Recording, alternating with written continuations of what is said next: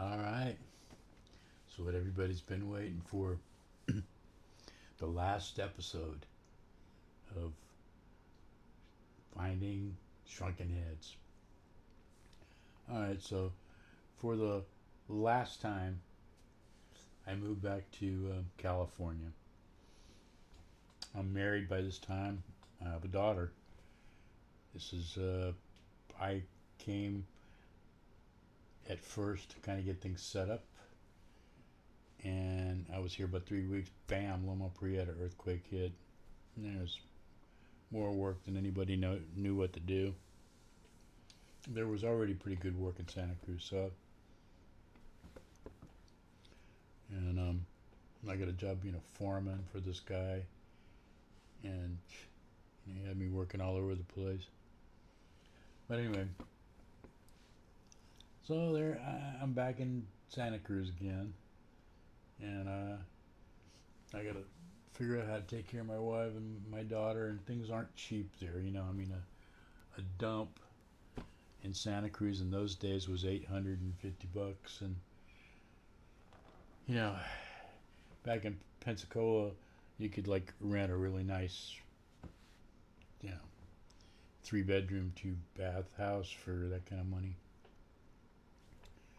But anyway, so we're out there, and I'm hanging around one night, and my buddy Mike calls me up and goes, "Hey man, want to work in a band?" And of course, Mike and I worked in all kinds of bands, and I don't know if we were working together at the time, but we did a lot of projects together on and off over the years. Might have been how I met him. I can't remember. I really can't remember. Might have had something to do with Los Gatos and Jane Huckabee. I can't remember any of that. It's so long ago. It was. Met Mike shortly after the Northridge earthquake down in Los Angeles, however many, 1970, 69, 68, I don't know.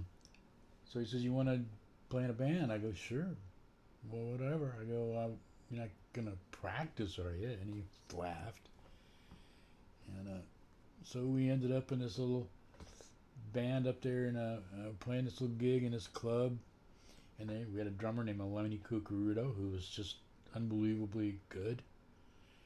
And I think I was coming up there because Jim Franks was their guitar player and he couldn't make it. So I was kind of getting to be Jim's replacement. But it turned out that I fit in good enough with those guys that they let me stay. And Jim was still in the band. So we played and we did several gigs, you know, and we got some pretty good gigs. And then Lenny got us moved up to Antioch. I believe that's where he lived, and um, which is right next to this. It's kind of the southern part of the Delta region. They call the Delta region, where the Sacramento River ends up dumping into the bay. But there's a big delta there, and it goes all the way up through Sacramento and the Sacramento River, and I mean it's huge. I don't think most people realize it, how deltified that whole area is. If those Now it's probably pretty low because of the drought, but you know it can flood there too. Anyway, I don't know why I'm talking about any of that. It has nothing to do really with the story. So it just turned out that it was just too far. We could have driven back and forth up there a couple of hours and maybe had ourselves a weekend gig, but you know, it would have been silly to drive. We would have drive up there and back and up there and back. It just wouldn't. And a lot of the gigs up there were they wanted the band for 3 nights or 4 nights, and just had too much. We had too much daytime work going on. There was a lot of work going on everywhere, so that didn't work out. So then, I guess we're looking for a drummer of some kind or something. I don't know what happened. I know that Jim and myself and Mike were still communicating about playing music, and Mike and I were on and off getting some jobs, and I think I was been a foreman for this guy. So anyway, all of a sudden, this guy named Daryl Hawkins was his name, and I don't know how we hooked up with him. I don't know how that worked out, but um, anyway, D kind of it was his band, and he was hiring us three to play in his band, and it was kind of his wife's band, really. I mean, she was in charge of D, and then D was in charge of us, and I forget, he named us the Shadows, I think. So we were the Shadow Band. So right away we had been Shadow Band. And D was an okay guy. I don't want to say too much about any of that. So anyway, that went along for a while, and quite a while actually. We played a fair amount of gigs with D Hawks and the Shadow Band, and these most of them weren't nightclub gigs. They had we did other things, like weddings and stuff like that, which was good. Those kind of gigs are daytime gigs, so you're out of there and home by 7 or 8 o'clock. Club gigs are never. It turned me into a night owl. I mean, I don't ever. I rarely go to sleep before 1 or 2 o'clock in the morning, and it's just from night after night after night after night. Staying up for years and years and years. In Pensacola, I probably did that for 20 years straight. Another story. So we're cruising along.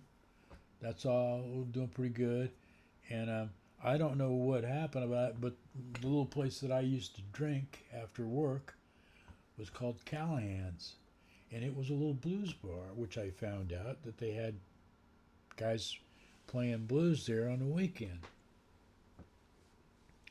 So I went down to listen, and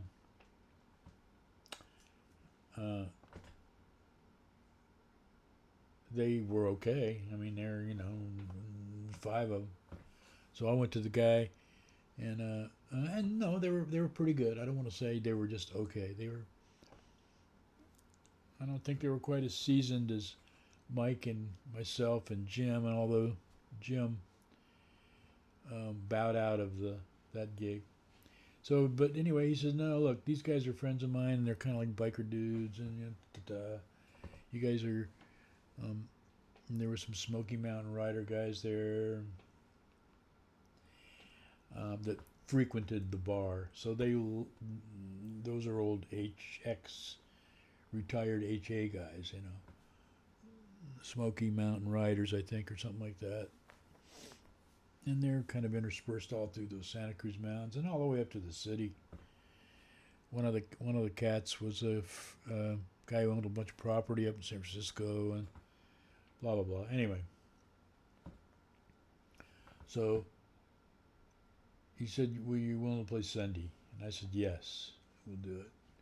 So we threw together a band. I don't know where we got the drummer, but in the throes of playing, doing this, he asked us what the name of the band was. So I said, "Man, we're the Shrunken Heads." And of course, I don't know if I told Mike before or after, or whatever. I didn't even know if Mike. I think I went and asked him if he wanted to do it. I can't remember any of that kind of stuff. And but Mike, I'm sure, didn't care what we called the band. We could have called it the John Wayne Toilet Paper Band that don't take crap off of nobody. So, but anyway, that was it. So we went there on Sunday. We played with this drummer, worked out, and we got to be the Shrunken Heads. So I did this. This right here is like an anime of my original, which is over on this one down here, and I got to doodle around with doing Shrunken Heads, which I have a whole lot of Shrunken Heads I've done over the years. Many, many, many, which I'll be displaying. And anyway, that's kind of really that's the end of the Shrunken Head journey. The Shrunken Head journey ended on the corner of Pacific. I don't know what is it. It's a main intersection in Santa Cruz. The courthouse is kind of like kitty corner. My dad worked there in that building for a long time. It was in the county appraiser's office. So anyway, and I don't know how long we played there. I think we played there a little over a year before I just freaked out. Now I got a call from my to go back to Pensacola, and again, I got an offer for work, and I had to balance what was going on there, where I actually literally owned property in Pensacola, and I didn't own a thing in Santa Cruz. I owned some property up in Boulder Creek, but I have no idea. I haven't heard from anybody about that, and probably never will. That's how that goes. And so I left. So for that, I'm kind of sorry, but for Kate, who's my daughter, things worked out really well for her to go back to Pensacola. As conservative as that place was, the neighborhood that she got to grow up in was really a nice neighborhood, especially for kids, and there was a lot of kids there. So that's the end of it. Shrunken Heads. Yay. Now I name my studio Shrunken Heads, and just about everything else, I have a Twitch account and a Discord account and a YouTube account and a Reddit account and whatever else I got, Bandcamp and CD Baby. And so if anybody wants to see me or listen to my music, I'm J.H.Lawrence, SoundCloud or Bandcamp. And if you want to watch me pontificate like this, I'm J.H.Lawrence or Shrunken Head Studio on YouTube. And I'm also on Twitter. So, whatever. Anyway, I really appreciate it. Everybody that watches me, I don't know,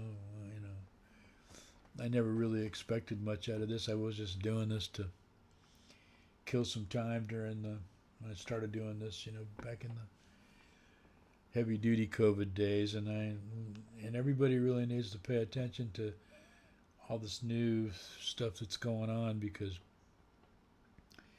people were my stepson just got COVID again, and other people I know have been getting this new variant. So I live in wild country. People around here, there's about a third of us that mask up in my travels, and more so we go to the community market. Anyway, enough of that. The Shrunken Heads. I'm going to show you all my studio soon. I'm going to show you my gear.